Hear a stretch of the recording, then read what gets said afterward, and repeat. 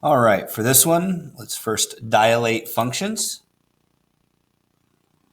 And the key here is to kind of fit the inputs and the outputs so that we can place the points where they need to be. It also is important to know that we got the squared equation here, so it's symmetrical on both sides. So I'll go ahead and I'll make a input and output. So inputs are my x's, outputs are my y's. And let's just make sure we have everything kind of in place. This shouldn't change. So when x is 0, 1/4 times 0 is 0. 0 squared is 0. So nothing's changed there. When x is 1,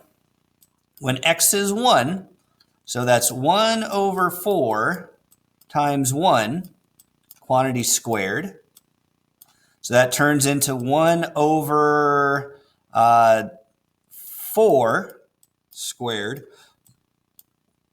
which is 1/16. All right, now that's pretty tough to kind of graph that. So I got 1/16 here.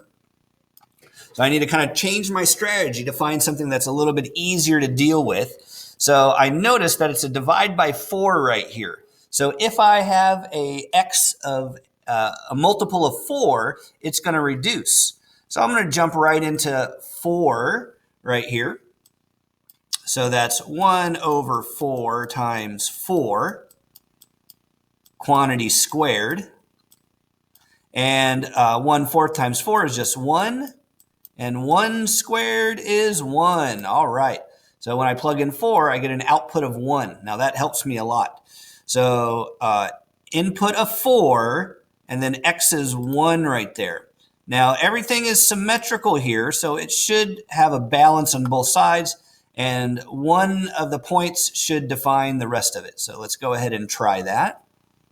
All right, so right there. So when x is 4, the output is 1.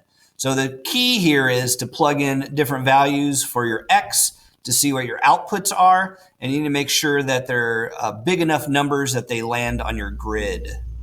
Let's see how we did. Got it.